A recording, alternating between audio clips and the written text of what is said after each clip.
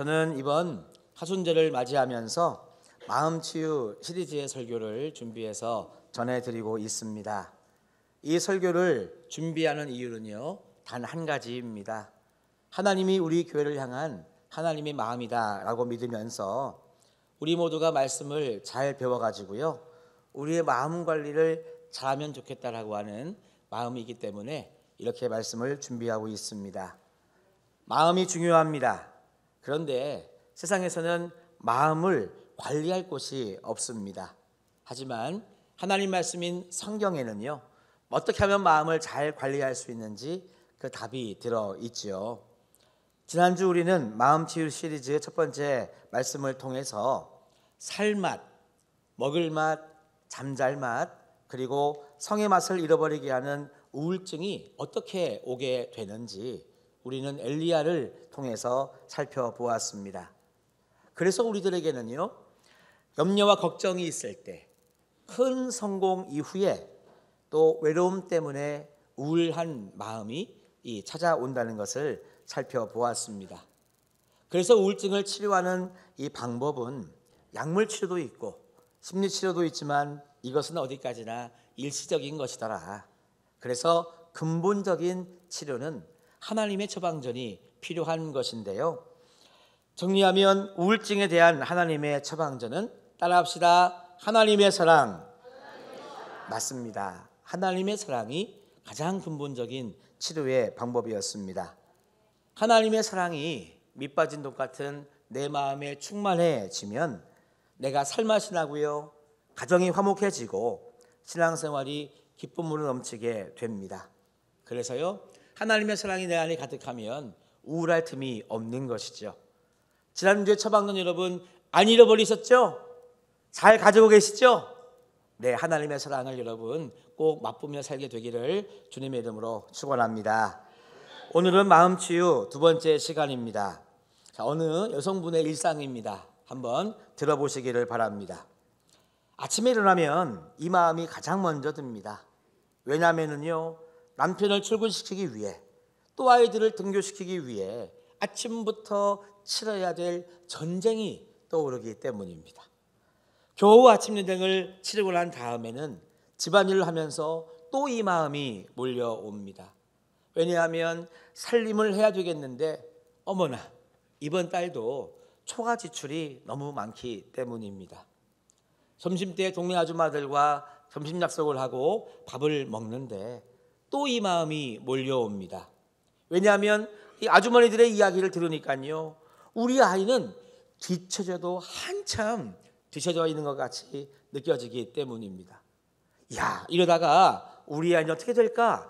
이런 마음이 나를 사로잡습니다. 거기다가 아줌마들이 남편 자랑을 하는데요, 내 남편과 비교가 안 될 수가 없어요. 내 남편과 비교가 되면서 속이 뒤집히고 화가 나고 앞날이 막막해져 오면서 또 이 마음이 몰려옵니다. 그런데 이 남편은 이런 내 마음도 모르고 퇴근했다고 집에 들어오면 거들먹거리면서 이거 해달라 저거 해달라 하니 속이 터질 지경입니다.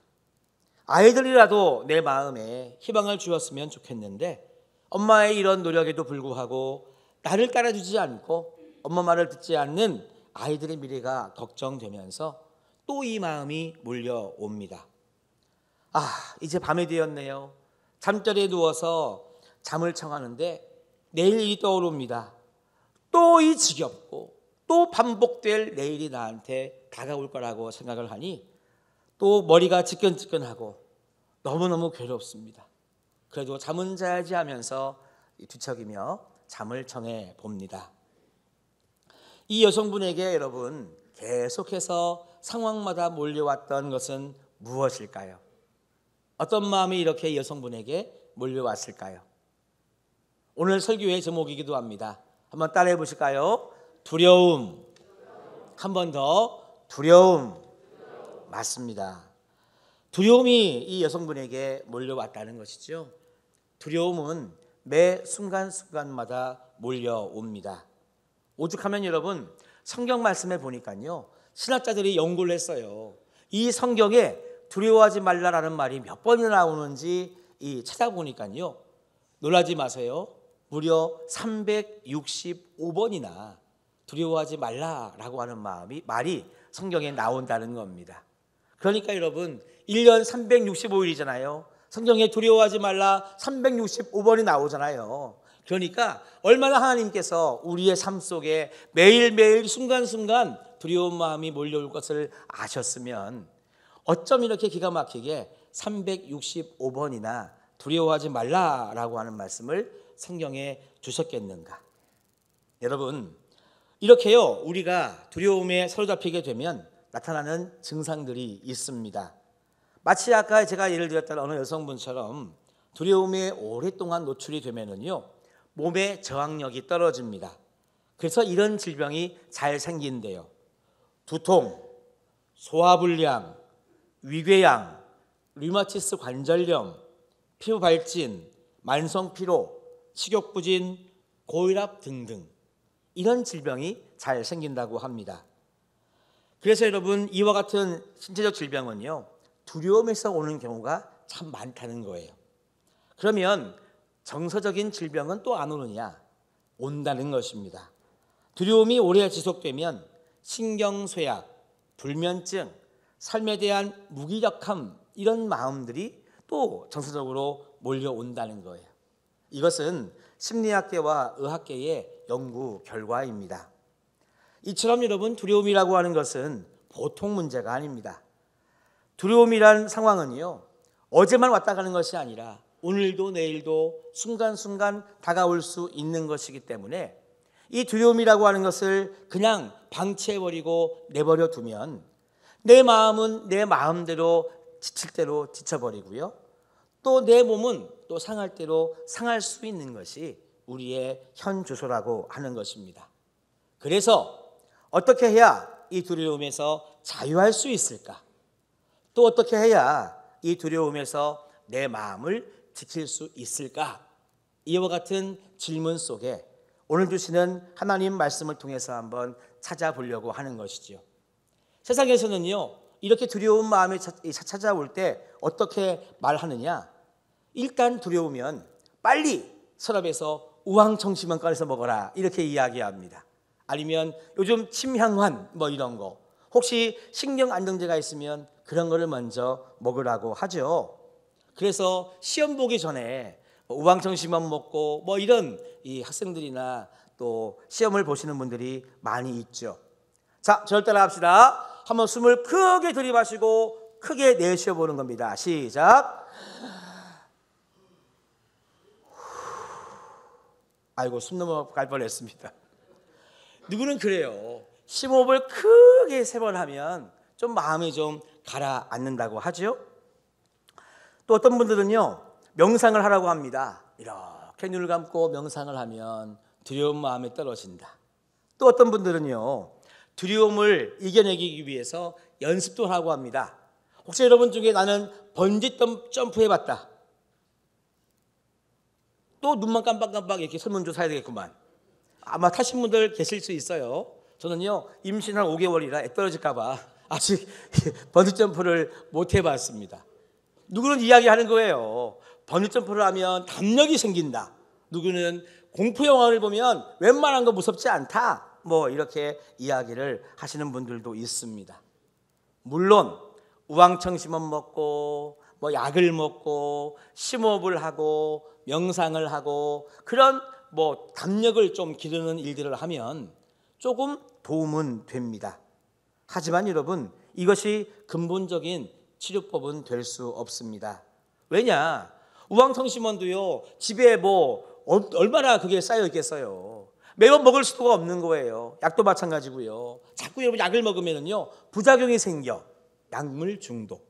그리고 여러분 명상도요 시간이 있어야 하죠. 여유가 있어야 하죠. 어떻게 매번 명상을 합니까? 심호흡 그것도 쉽지 않고요. 어떻게 여러분 그러면 무슨 일만 생기면 번지 점프하러 간다. 아이고 그 사장님 대박 나겠네요. 줄이 얼마나 서겠습니까? 이거 여러분 쉽지 않고요. 공포 영화 그거 봐도요 쉽지 않아요 여러분. 어젯밤에 공포 영화 보면은요 그 다음날 생각이 나요 안 나요? 나요. 그래서 여러분 토요일 밤에는요 영화 보는 거 저 별로 추천하지 않아요. 왜? 어젯밤에 공포 영화 보고 어젯밤에 19금 영화 보잖아요. 아침에 생각나요 여러분. 예배 드릴 때 방해가 됩니다.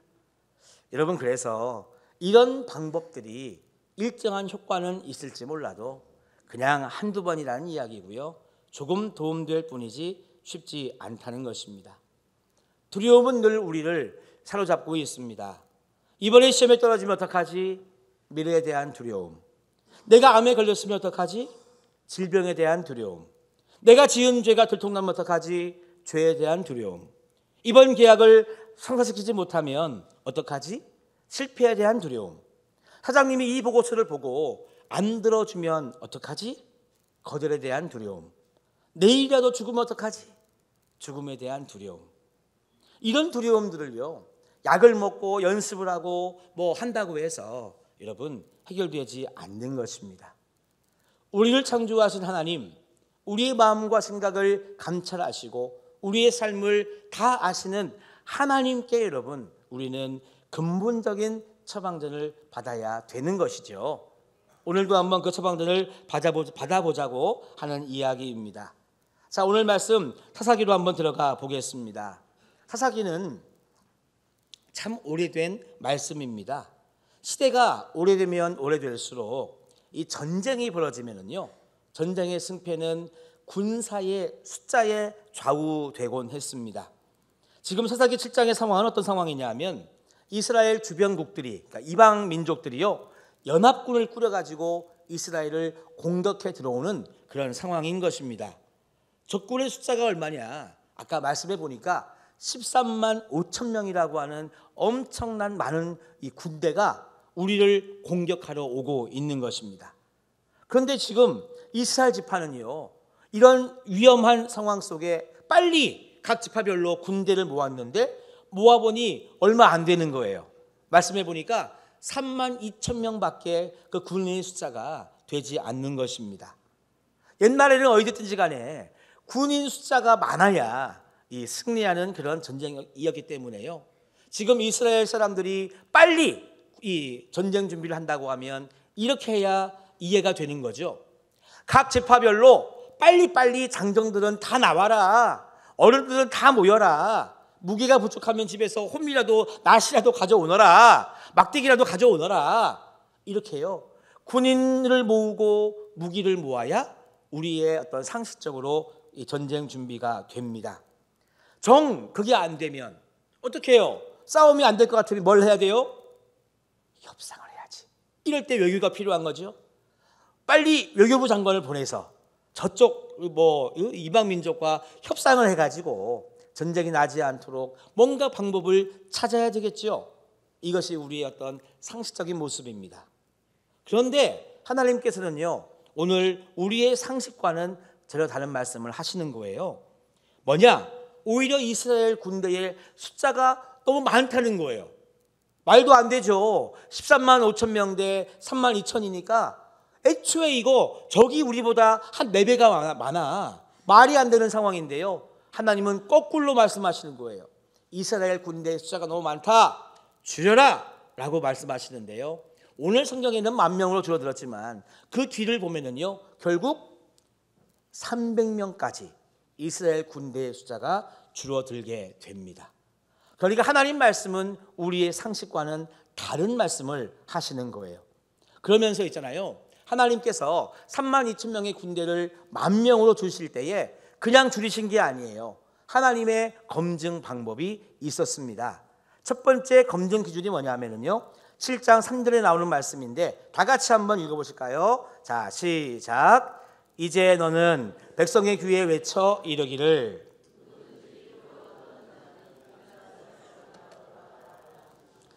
이에 돌아간 백성이 22,000명이요 남은 자가 10,000명이었더라. 아멘. 자, 노란 부분만 다시 읽어봅시다. 시작. 두려워 떠는 자는 길르앗 산을 떠나 돌아가라. 자, 하나님의 첫 번째 검증 방법이 무엇이었느냐? 두려움이었습니다. 두려워하는 자를 하나님이 걸러내신 거죠. 두려운 자는 가라라고 했더니요 어쩌면 좋아요 여러분. 그냥 싸워도 지금 안 될 판인데 무려 22,000명이나 짐 싸고 집으로 그냥 가고 말았습니다. 자, 이 대목을 우리 한번 생각해 보십시다. 사실 여러분, 전쟁을 앞두고 있는데요, 두려움이 없는 사람이 있을까요? 22,000명은 두려워서 집에 갔으니까 그렇다 치고, 그럼 남아있는 10,000명은 여러분 두려움이 없겠어요? 걱정이 없겠어요? 자, 7장 12절의 말씀을 한번 읽어볼까요? 제가 읽어드리겠습니다. 미디안과 아멜렉과 동방의 모든 사람들이 골짜기에 누웠는데 메뚜기의 많은 수와 같고 그들의 낙타의 수가 많아 해변의 모래가 많음 같은지라. 자, 22,000명은 갔다고 치고 10,000명이 남아 있는데 지금 이 우리가 마주하고 있는 적을 보니까요, 어머나, 진짜 어머나 세상에, 어머나 세상에, 그들의 숫자가 있잖아요, 메뚜기 떼가 쫙 있는 것처럼 그렇게 새까맣게 보이고 있잖아요. 그들의 낙타의 수가요, 어디 해수욕장 놀러 갔을 때 이 진짜 이 에메랄드빛 해변과 모래가 쫙 펼쳐져 있는 것처럼 바다의 모래와 같이 그렇게 펼쳐져 있는데 간담이 안선을 한다고 하면 그건 말이 안 되죠. 가슴이 철렁 내려앉았다고 해야 말이 되죠. 다시 말하면은요, 13만 5천 명을 마주한 나머지 10,000명은 그러면 두려움이 없었겠는가라고 하는 말입니다. 그러면 여러분, 22,000명과 10,000명의 차이는 무엇일까요? 단순히 두려웠다, 안 두려웠다의 차이일까요? 저는 그렇게 보지 않습니다. 더 근본적인 차이가 있다는 이야기입니다. 신명기 20장 1절의 말씀을 한번 보십시다. 내가 나가서 적군과 싸우려 할 때에 말과 병거와 백성이 너보다 많음을 볼지라도, 다 같이 시작. 그들을 두려워하지 말라. 애굽 땅에서 너를 인도하여 내신 내 하나님 여호와께서 너와 함께 하시느니라. 시편 27편 1절의 말씀입니다. 여호와는 나의 빛이요 나의 구원이시니, 다 같이 시작. 내가 누구를 두려워하리요? 여호와는 내 생명의 능력이시니 내가 누구를 무서워하리요? 마가복음 9장 23절의 말씀입니다. 예수께서 이르시되, 다 같이 시작. 할 수 있거든이 무슨 말이냐? 믿는 자에게는 능히 하지 못할 일이 없느니라 하시니. 하나 더 봅시다. 로마서 8장 28절 말씀입니다. 다 같이 시작. 우리가 알거니와 하나님을 사랑하는 자 모든 것이 합력하여 선을 이루느니라. 아멘. 그렇습니다, 여러분. 13만 5천 명, 메뚜기 떼같이 새까맣게 있는 사람들, 바다의 모래알처럼 그렇게 있는 낙타떼를 볼 때 두려움이 없을 수가 없는 거예요. 간담이 안손을 할 수가 없는 거예요. 가슴이 철렁 안 할 수가 없는 거예요. 그런데 22,000명과 10,000명의 차이는요, 두려움에 있고 없고의 차이이라기보다도 이 10,000명에게는요, 두려운 상황 속에서 믿음을 사용하는 그룹 10,000명, 두려운 상황 속에서 믿음을 사용하지 않는 22,000명. 여러분, 믿음을 사용하고 있느냐 그렇지 않느냐의 차이라고 하는 것입니다. 자, 저를 따라 합시다. 하나님이 함께 하시다는 믿음, 하나님은 전능하시다는 믿음, 하나님은 선하시다는 믿음, 하나님은 우리에게 영생을 주신다는 믿음. 자, 한 번 더 따라 합시다. 믿음을 사용하고 있느냐 그렇지 않느냐. 맞습니다. 22,000명과 10,000명의 근본적인 차이는요, 믿음을 사용하고 있느냐 사용하고 있지 않느냐의 차이라고 하는 것입니다.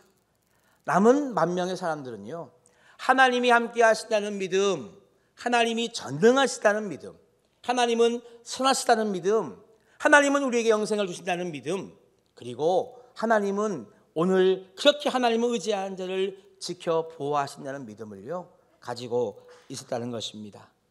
우리 사랑하는 성도 여러분, 믿음이라고 하는 것은요, 입술로 고백하고 한번 고백했으니 얼른 가방에 장롱에 보관하는 게 여러분 믿음이 아닌 거예요. 믿음은 여러분 논리적으로 철학적으로 설명하고 이론적으로 머리에 담는 지식이 믿음이 아니라고 하는 것입니다. 따라합시다. 믿음은 실생활에 사용하는 것이다. 믿음은 실생활에서 실천하는 것이다. 행동하는 것이다. 할렐루야. 맞습니다. 믿음은요, 입술로 고백하고 얼른 가방에 저기 장롱에 넣는 게 믿음이 아니에요. 믿음은 이론적으로 철학적으로 뭐 이렇게 정리해서 머리에 담는 지식이 아니라는 거예요. 믿음은 실생활에서 사용하는 것이 믿음이요, 믿음은 실생활에 적용하는 것이 믿음이요, 행동하는 것이 믿음인 줄로 믿습니다. 왜냐? 믿음은요, 하나님이 주신 은사 중에 하나이기 때문입니다. 은사는 하나님의 선물이거든요. 선물이라고 하는 것은 여러분 귀하기 때문에 늘 어디 저기 보관장에 넣어놓으면 받을 땐 좋았는데 그게 뭐 나에게 무슨 의미가 있어요, 그렇죠? 선물은 여러분 감사하게 쓰면 좋은 것이 선물인 줄로 믿습니다. 제가 대신방 중에 신방을 하다 보니까요, 그래도 이렇게 목사님, 전도사님 와주신 거에 감사하면서 선물을 주시는 분이 계세요. 저는요, 선물 받으면요 잘 써요. 선물을 아이고야 하고 저 집에 어디 저기 서랍에 안 넣어놔요. 저는 잘 쓰는 사람입니다. 마찬가지로 여러분 성령은요, 성령의 은사 중에 하나라는 거예요. 그러니까 믿음도 은사이기 때문에 우리는 믿음을 사용해야 되는 것입니다. 고린도전서 12장 7절 말씀에 보니까 각 사람에게 성령을 나타내심은 유익하게 하려 함이니라. 이어서 9절부터 11절 한 절씩 교독으로 마지막 같이 볼까요? 다른 사람에게는 같은 성령으로 믿음을, 어떤 사람에게는 한 성령으로 병 고치는 은사를,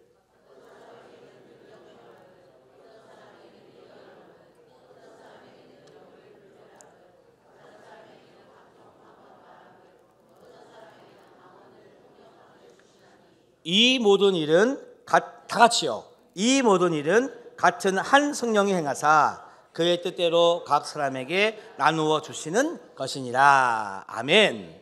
그러니까요, 하나님께서 각 사람에게 성령을 나타내시면 유익하게 하려고 주시는 건데, 믿음 또한 성령의 은사 중에 하나니까요, 이 은사를 주시는 하나님은 우리의 삶을 유익하게 하기 위하여 주셨으니 믿음의 은사를 받은 사람들은요, 믿음을 여러분 매일매일 사용해야 될 줄로 믿습니다. 이 믿음은요, 사용하라고, 쓰라고 주시는 거예요. 여러분, 두려운 상황이 왔을 때 믿음을 사용하는 사람이 있습니다. 이런 사람은요, 두려움이 밀려올 때마다 믿음을 사용하면 즉시 생각이 나요. 과거에 하나님이 나에게 이렇게 도와주셨고 저렇게 도와주셨지라고 하는요, 은혜가 여러분 생각이 나는 것입니다. 우리 찬송가 중에 받은 복을 세어 보아라, 그 찬송이 있잖아요.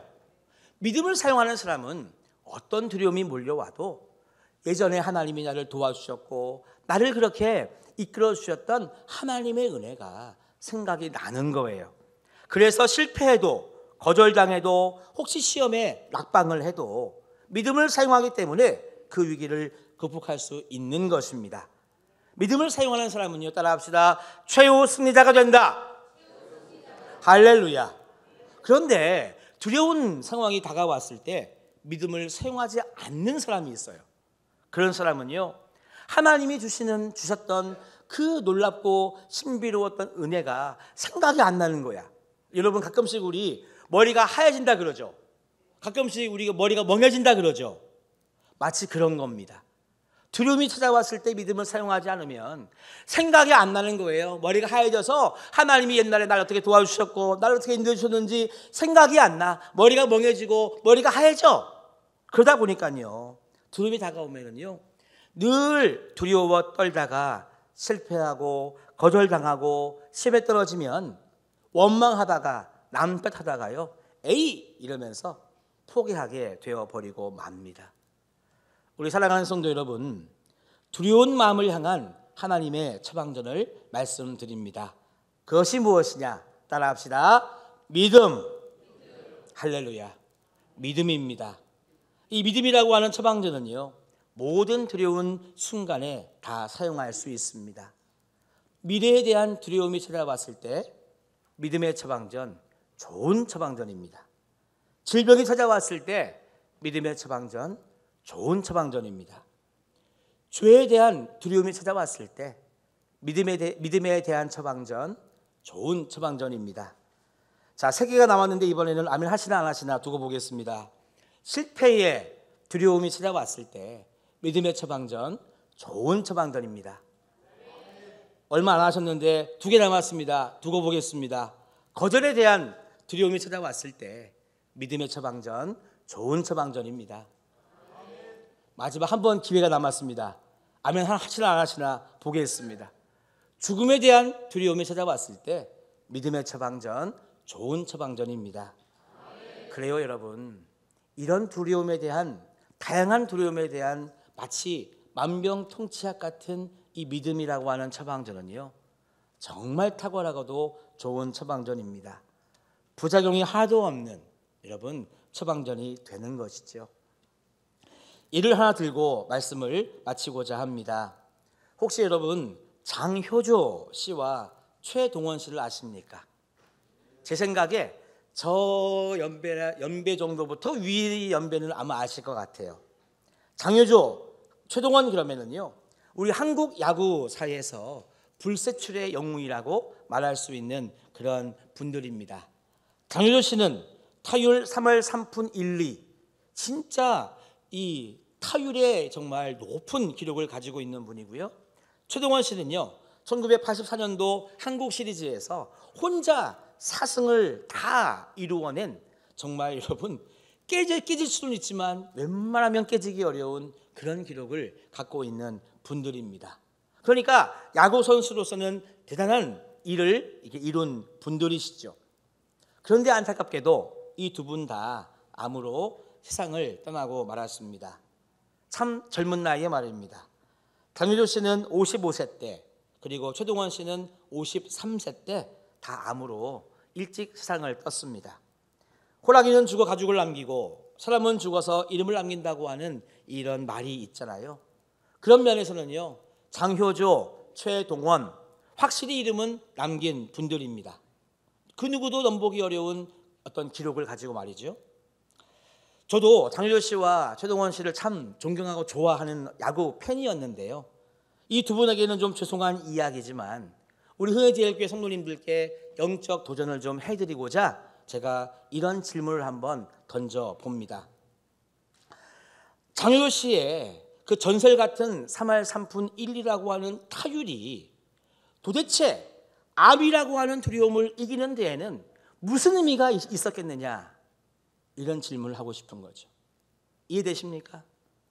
최동원 씨가 기적같이 한국 시리즈에서 혼자 4승을 거머쥐고 한국 시리즈에서 우승을 했다는 그 사실이 암 투병 때문에 죽음을 맞이했을 때 그것이 무슨 어떤 위로와 힘이 되었겠느냐라고 하는 이야기입니다.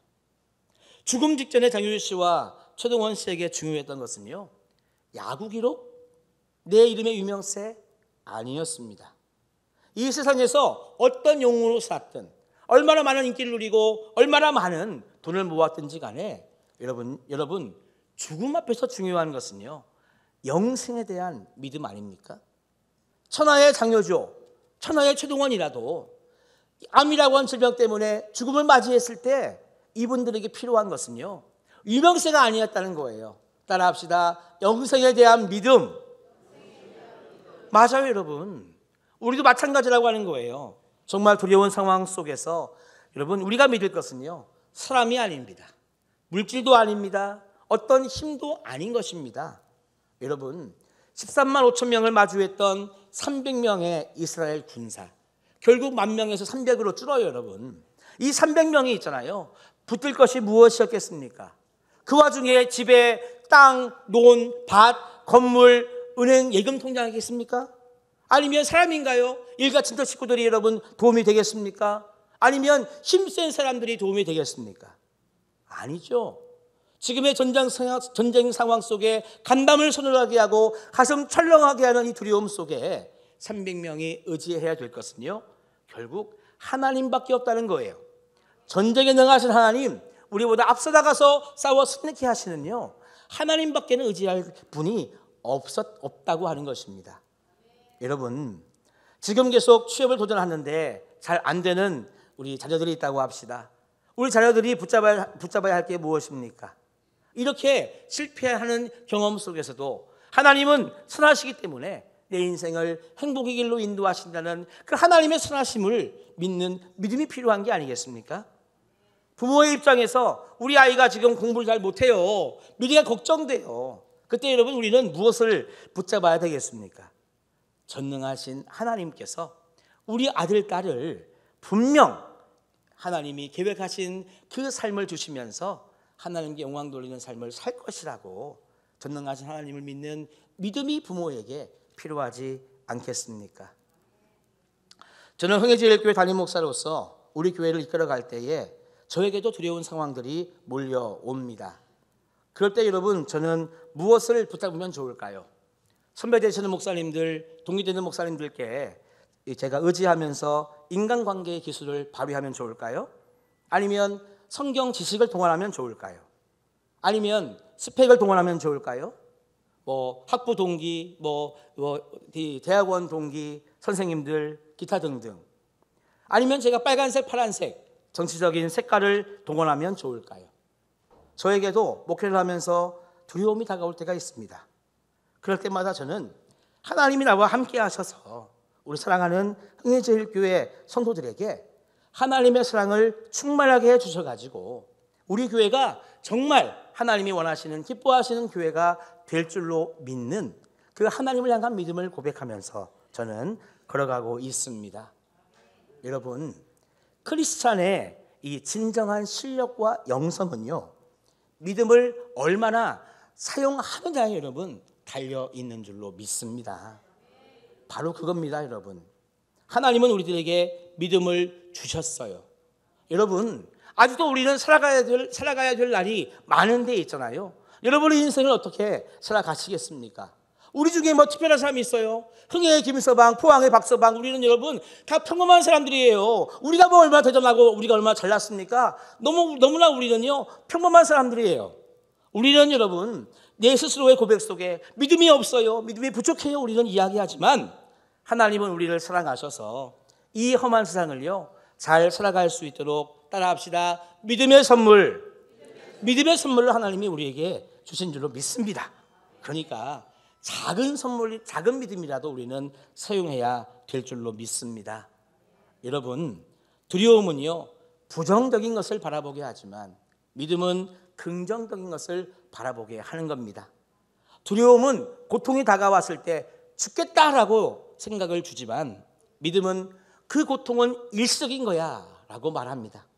두려움은요 사업이 안 되면 아이고 이제 망했구나라는 마음이 들게 하지만 믿음은 하나님께서 모든 것을 공급해 주신다는 고백을 하게 하시는 거예요. 두려움은 나 같은 게 무슨 행복이야 이런 마음을 들게 하지만 믿음은요 아직 내 생애 최고의 해는 오지 않았다라고 여러분 그런 마음을 우리들에게 주신다고 하는 것입니다. 혹시 여러분 중에 오늘도 찾아오는 두려움 때문에 걱정하시는 분들이 계십니까?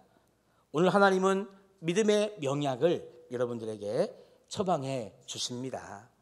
여러분 오늘도 예배를 마치고 돌아가실 때 믿음이라고 하는 하나님의 처방전을요 잘 받아서 가시면 좋겠습니다. 그런데 이 믿음의 처방전을요 얼른 가방에 넣으신 다음에 잊어버리시면 안 돼요. 따라합시다. 믿음은 사용하는 것이다. 오늘도 여러분, 내일도 여러분, 모레도 여러분 믿음을 사용하시면서 모든 두려움을 이겨나가며 하나님께 영광 돌리는 성도님들 다 되시기를 주님의 이름으로 축원합니다.